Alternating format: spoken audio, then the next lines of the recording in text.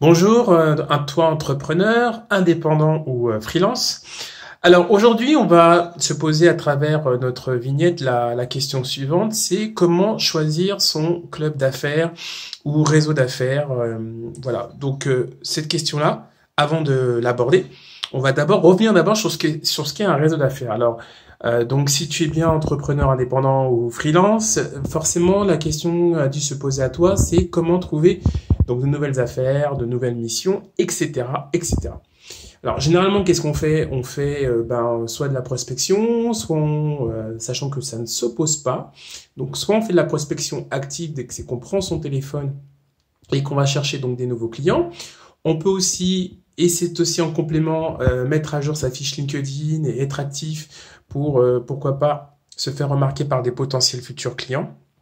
Et il y a le jeu de la recommandation, donc de jouer de son réseau, donc de faire appel que ses clients pensent à vous et vous envoient des nouveaux clients, mais pas que, mais ça peut être aussi son entourage, donc son réseau, qui fait en sorte que vous puissiez être mis en relation avec vos futurs clients. Comment? Bah, tout simplement en parlant de vous.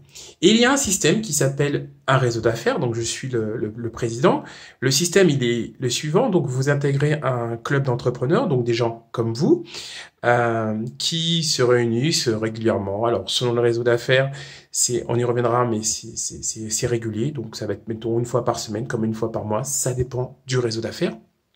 Et l'idée, c'est que ces fréquentes interactions permettent de créer du lien qui feront que, entre entrepreneurs, vous vous envoyez des nouveaux clients. L'AMPE, c'est le principe du bouche à oreille, sauf que là, ici, on l'a industrialisé.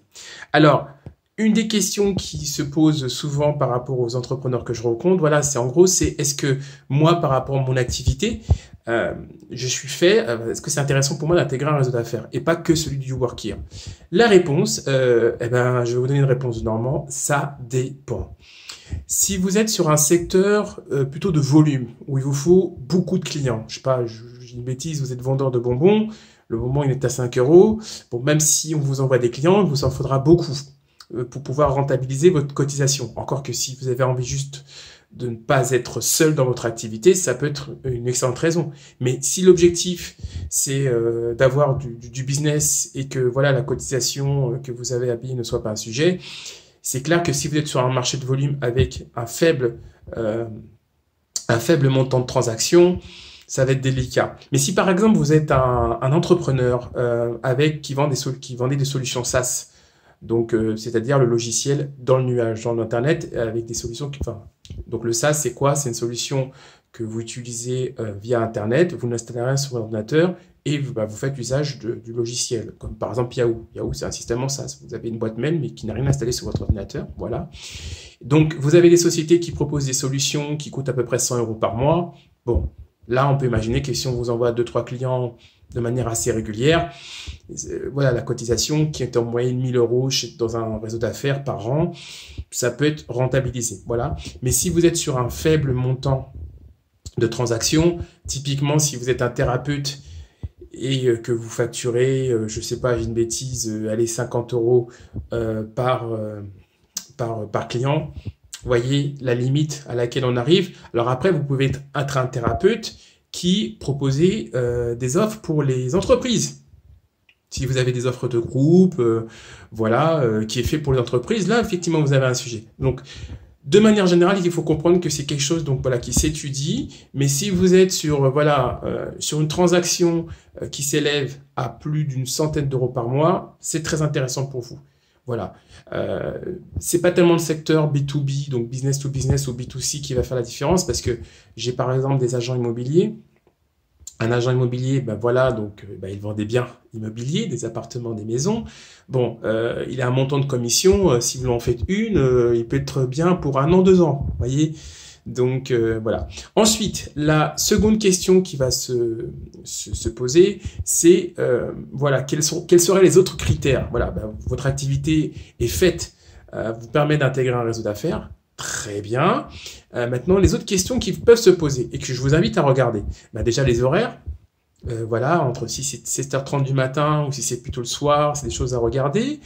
En fait, je devrais plutôt commencer par la question la plus importante. que vous devriez, je vous invite à regarder, c'est qui est déjà présent et qui ils connaissent, dans quelle dynamique ils sont.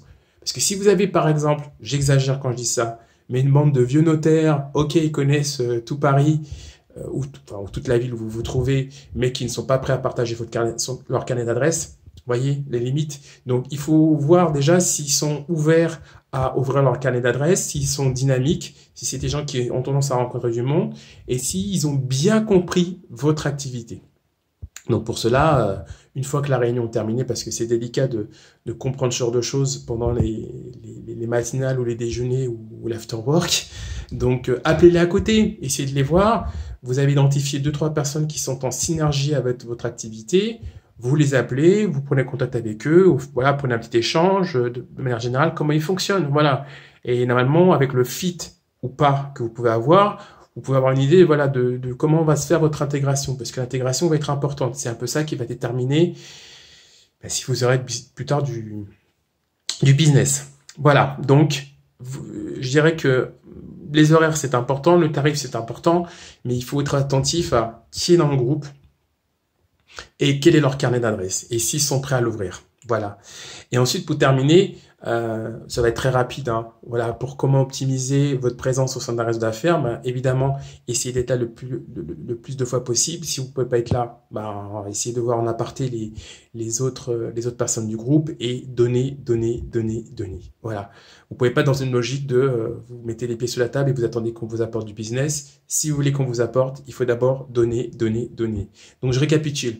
Donc, comment on fait pour choisir son réseau d'affaires? Bon, déjà, il faut bien connaître son offre pour voir si elle est compatible et si vous avez un montant de transaction élevé.